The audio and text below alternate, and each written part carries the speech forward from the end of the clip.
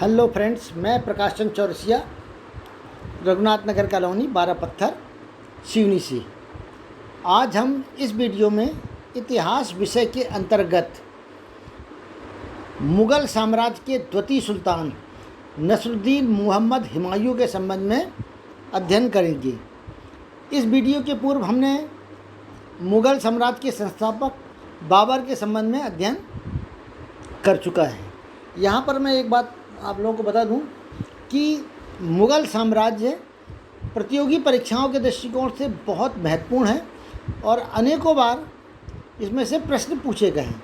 अतः मुग़ल साम्राज्य के संबंध में आप अच्छे से अध्ययन करिएगा और इसी उद्देश्य से मैंने ये हुमायूं का वीडियो लाया है।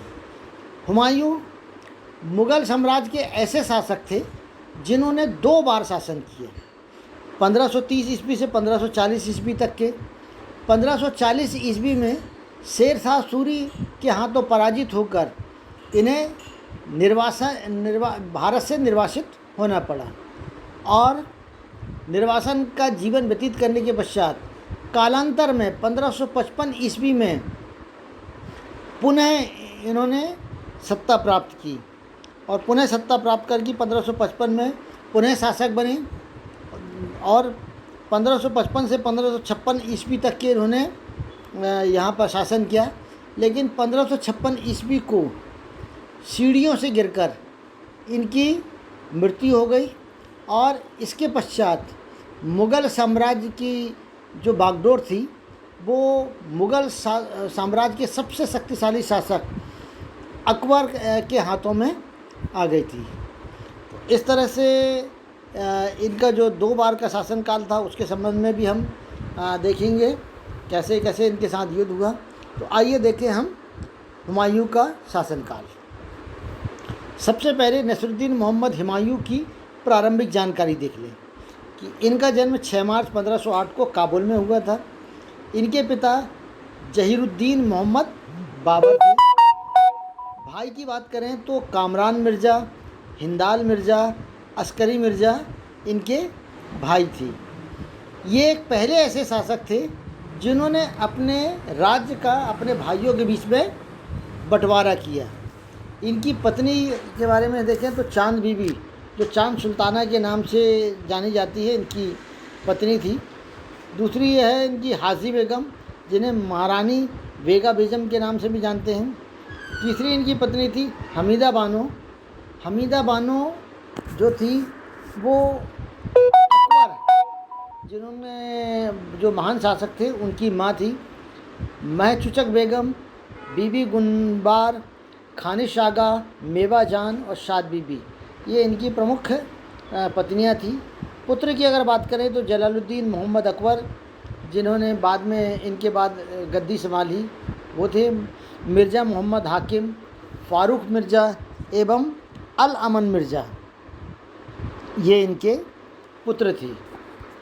आगे हम देखेंगे बाबर ने हुमायूं को पहले ही अपना उत्तराधिकारी घोषित कर दिया था और यही कारण था कि 12 वर्ष की आयु में ही हुमायूं को बदख्शा का सूबेदार बना दिया। बदख्शा का सूबेदार बनाने के पश्चात बाबर के द्वारा जो किए गए युद्ध थे उसमें भी हुमायूं ने भाग लिया था। बाबर की मृत्यु के पश्चात 1530 में इनका राज्याभिषेक भी हुआ। इसने अपने साम्राज्य को अपने भाइयों में बांट दिया था। जैसे कि मैंने पहले बताया था कि इन्होंने अपने साम्राज्य को अपने भाइयों में बांट दिया था और ये साम्राज्य को बांटने वाले पहले शासक माने जाते हैं। इनके जो भाई थे कामरान मिर्ज़ा, उनको काबुल एवं कंधार का क्षेत्र मिला। अस्करी को संभल का क्षेत्र मिला। हिंदाल को मेवाड़ एवं अलवर का क्षेत्र मिला तथा सुलेमान मिर्ज़ा, जो इनके चचेरे भाई थे, वो उन्हें बदख्शा का क्षेत्र का इनको सौंपा गया और इन सबको शासन सौंपने का उद्देश्य ये था कि आपस में इनकी किसी प्रकार से कोई लड़ाई ना हो। बाबर ने ही अपने वसीयत में लिख के चला गया था कि भाइयों में बंटवारा कर दिया जाए।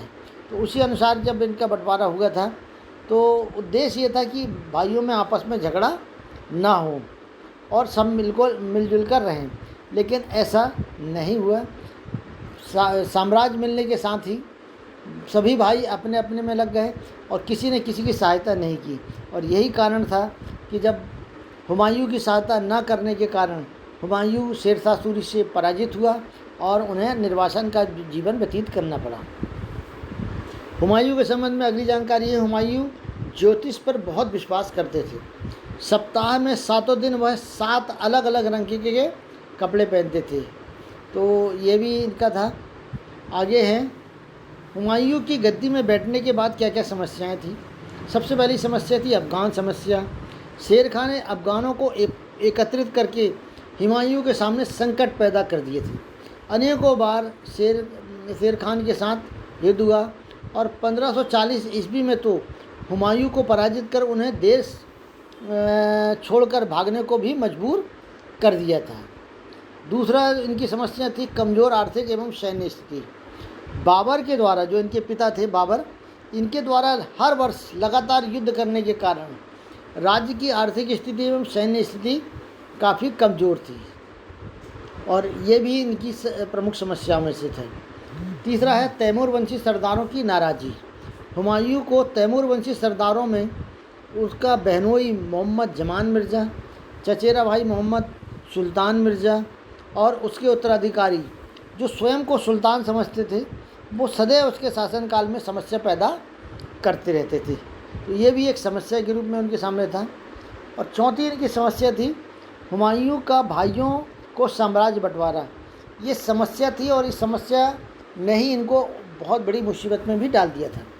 हुमायूं ने अपने राज्य का अपने भाइयों में जब बंटवारा कर दिया था, लेकिन राज मिलने के बाद भाइयों ने इनका साथ नहीं दिया और सदैव उनका विरोध किया और बाद में कामरान के साथ इनका युद्ध भी हुआ था। हुमायूं के द्वारा लड़े गए युद्ध, इसके संबंध में देख लें। नंबर 1 है कालिंजर का युद्ध। हुमायूं ने जैसे ही राजगद्दी संभाली तो अगले ही वर्ष 1531 में शासक बनने के बाद इन्होंने पहला युद्ध किया था कालिंजर का। कालिंजर के शासक प्रताप रुद्रदेव था। हुमायूं द्वारा कालिंजर के किले को घेर लिया गया। लगभग एक माह के बाद जब सफलता नहीं मिली तो उसके साथ फिर संधि कर ली गई। इस तरह से ये पहला कालिंजर का जो था इसमें संधि हो गई थी। उसके बाद दूसरा था दोहरिया, जिसको दोहरा का युद्ध भी कहते हैं। हुमायूं ने 1532 में महमूद लोदी के साथ ये युद्ध लड़ा था। इस युद्ध में हुमायूं की विजय हुई थी। उसके पश्चात तीसरा जो है चुनार का प्रथम घेरा। चुनार एक किला था और राजनीतिक दृष्टिकोण से अत्यंत महत्वपूर्ण था। 1532 ईस्वी में हुमायूं ने चुनार के किले को लगभग 4 माह तक घेरे रहा। उस वक्त वहाँ पर शेर खां का शासन था। 4 माह तक से उसे घेरे रहा, लेकिन कुछ परिणाम नहीं निकला। अंततः शेर खां के साथ उनकी संधि हो गई। तो ये पहला जो था चुनार वाला। उसके बाद मालवा एवं गुजरात का आक्रमण। 1534-35 ईस्वी में मालवा का शासक बहादुर शाह था। बहादुर शाह डरकर भाग गया और मालवा एवं गुजरात आसानी से हुमायूं को प्राप्त हो गए। हुमायूं ने अस्करी को यहाँ का सूबेदार बनाया, पर वह यहाँ कानून व्यवस्था बनाने में असफल रहा। बहादुर शाह ने प्रजा का सहयोग लेकर पुनः मालवा एवं गुजरात पर अपना अधिकार कर लिया। इस तरह मालवा एवं गुजरात इनके हाथ में आने के बाद फिर इनके हाथ से चला गया। अगला है चुनार का द्वितीय अभियान। शेर खां ने 1537 में बंगाल पर आक्रमण किया और बंगाल का शासक गैसुद्दीन महमूद शाह ने हुमायूं से सहायता मांगी, पर हुमायूं ने सहायता नहीं दी, वरन हुमायूं ने शेर खां के चुनार के किले पर पुनः आक्रमण कर दिया। 6 माह की घेराबंदी के बाद वह किले को जीत पाया। उसके पश्चात उन्होंने बंगाल पर भी आक्रमण कर वहाँ पर भी अपना अधिकार कर लिया है। चौसा का युद्ध। इतिहास में चौसा का युद्ध बहुत प्रसिद्ध है और कई बार परीक्षाओं में भी है पूछा गया था। तो 26 जून 1539 को ये चौसा का युद्ध हुआ था। यह युद्ध शेर खां एवं हुमायूं के बीच में लड़ा गया था। इस युद्ध का इतिहास में बहुत प्रसिद्ध है। यह युद्ध गंगा एवं कर्मनाशा नदी के मध्य लड़ा गया था, अर्थात एक तरफ गंगा एक तरफ कर्मनाशा नदी थी और बीच में यह युद्ध लड़ा गया था। इस युद्ध में शेर खां की सेना भारी पड़ी और युद्ध में जान बचाने के उद्देश्य से हुमायूं के कई सैनिक नदी में कूद गए, जिनमें से कई डूब कर मर गए, कई बह गए और कई किसी तरह अपनी जान बचाकर भाग गए। हुमायूं भी अपनी जान बचाने के उद्देश्य से गंगा नदी में कूद गया था। वहाँ निजाम नामक एक व्यक्ति जो भिश्ती था, उसने इन्हें डूबने से बचाया। और अगर वह नहीं बचाता तो हो सकता था कि हुमायूं की मृत्यु डूबने से हो जाए। माना जाता है कि हुमायूं ने जान बचाने वाले व्यक्ति को एक दिन का सुल्तान भी बनाया।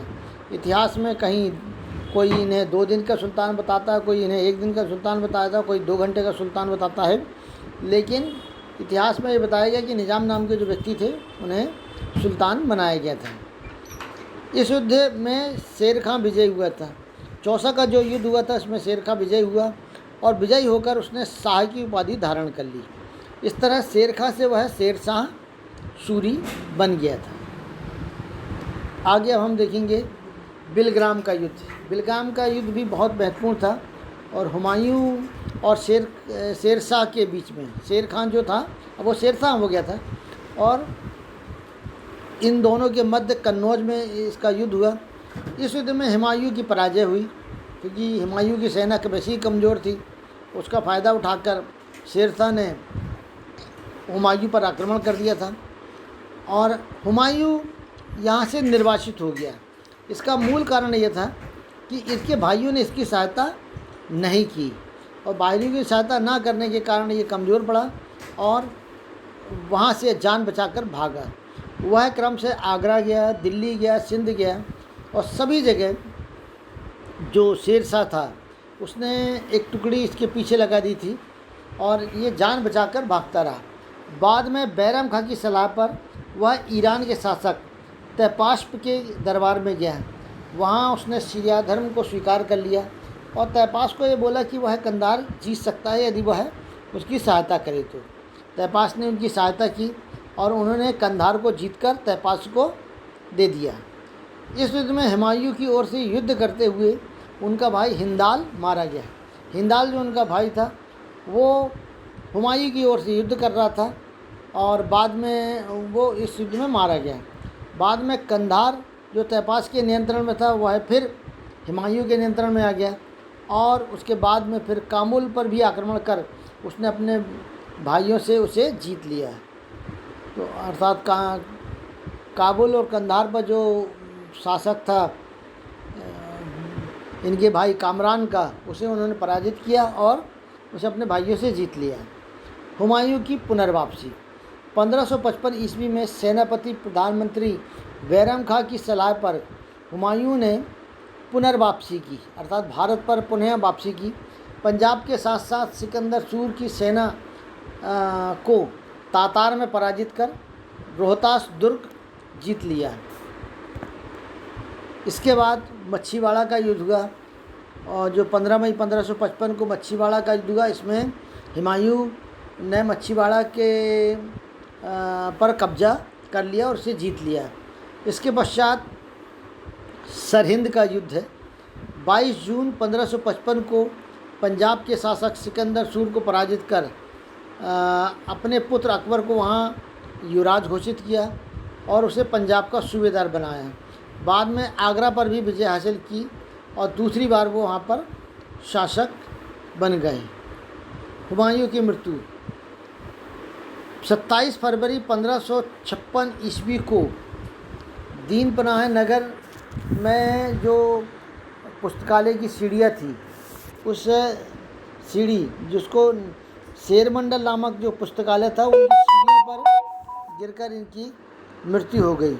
लेकिन यहाँ पर एक चीज़ बता दें कि इतिहास में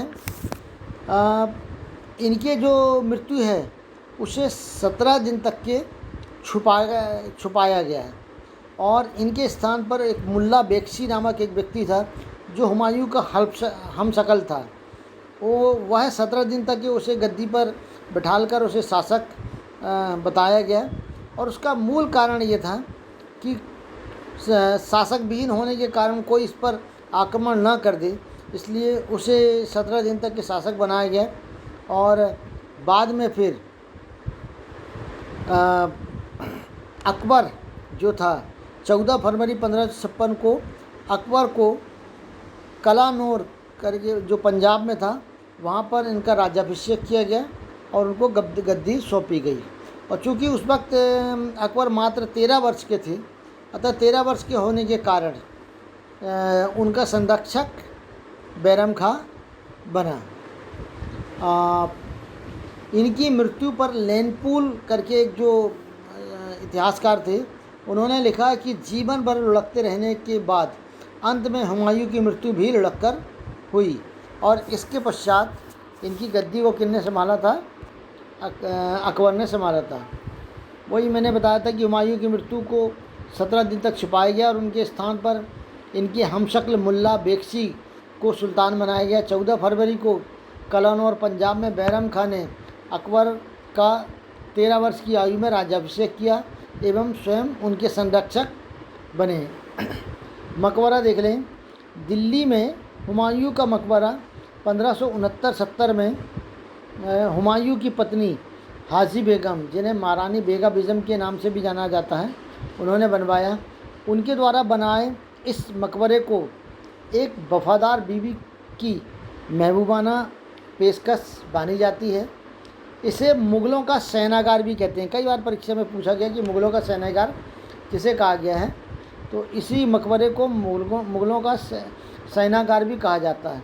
उसका मूल कारण ये था क्योंकि यहाँ लगभग 150 से अधिक मुग़ल परिवार के सदस्य दफन हैं। भारतीय उपमहाद्वीप का यह पहला उद्यान मकबरा है, अर्थात यहाँ पर एक सुंदर उपवन भी बनाया गया है, उद्यान लगाया गया है। यह भारतीय, तुर्की एवं फारसी की विस्तृत वास्तुकला का बड़ा सुंदर नमूना है। इस तरह से ये हुमायूं के संबंध में मैंने इस वीडियो में आप लोगों को बताया। आशा है कि आपको ये पसंद आएगा। पसंद आए तो लाइक करिएगा, सब्सक्राइब ज़रूर करिएगा, क्योंकि आने वाले अब सभी वीडियो अत्यंत महत्वपूर्ण है और परीक्षा के दृष्टिकोण से, प्रतियोगी परीक्षाओं के दृष्टिकोण से इनमें से प्रश्न आते ही हैं। तो इसके लिए सब्सक्राइब ज़रूर करिएगा। धन्यवाद।